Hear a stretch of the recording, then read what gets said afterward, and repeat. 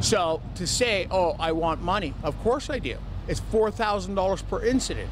Brian Sullivan has made it his business to sue small businesses. Does that mean that, I'm a super bad guy? No. Sullivan lost his leg to diabetes 6 years ago. Getting around in a wheelchair isn't easy, and many LA area businesses are not accessible to the disabled. I take advantage of the fact that these people fail to comply. I mean, it's a compliance issue.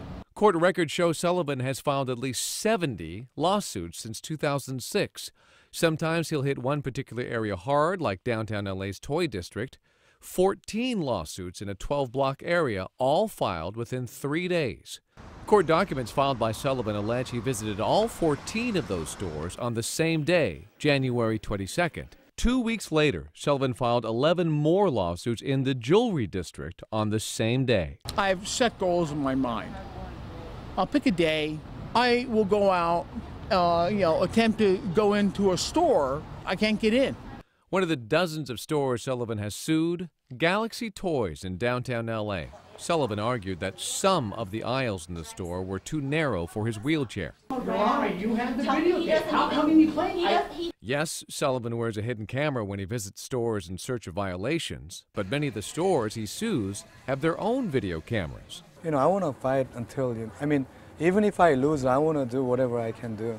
Don Jung of Doa Cosmetics checked his surveillance cameras for the day Sullivan claims he was there. But during the whole day, I haven't found any person with a wheelchair. Sullivan told us sometimes he gets his dates mixed up. I've got probably 100 videos, but sometimes I go insane trying to keep track of defendants. I think his nature of business is basically to sue as many people as he can.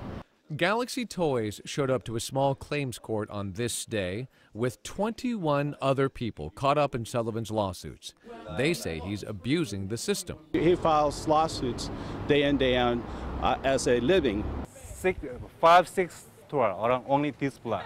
Small business owners in downtown LA's Toy District banded together, sharing information and legal strategies. So I want to stop him to sue everybody. It's not right to do that.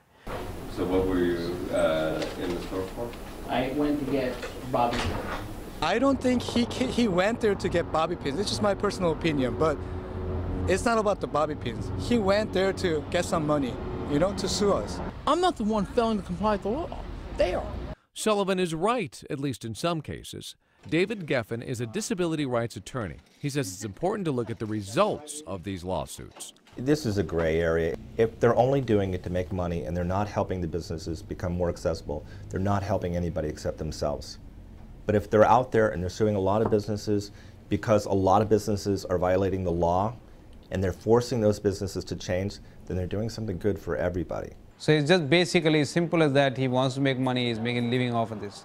Mohan Hajandani owns this smoke shop on Hollywood Boulevard. So basically last year he sued the tattoo shop here, and there's one other tattoo shop on Las Palmas that he sued. And then after that he sued our store here, and then also the yogurt place. Mohan settled with Brian Sullivan for $600 and says Sullivan admitted to him he's in it for the money. But it's your money too. In all but 2 of the cases of 70 cases we looked at, Sullivan got his court fees waived. But in order to accomplish this, Sullivan committed fraud. According to these documents, Sullivan lied about how many lawsuits he's filed in a year. You can see it right here, that he checked that he has not filed more than 12 other claims within the past 12 months. That's clearly not true, but by lying, he gets a break in court fees. Do the math on just the 39 cases he's filed in the last year, and you'll get $3,900 in taxpayer money coming out of an already overburdened court system. Bring it to the clerk's attention. I mean, look, you're in the news. Bring it to the clerk's attention. Back now to those jewelry stores. The date Sullivan claims to have shopped there was a Sunday when the building is closed. He claimed that it's January 10th, which is Sunday. I'm sure that he's trying to cheat the people. So it proved himself that, he's lying. Sullivan admits to having practiced law without a license. I did it for about 17 years, had about 600 trials. Sullivan was arrested for it twice and served 2 years in state prison. I live by the law. What I do is based upon what the law allows, mandates. I have no issue with what I do.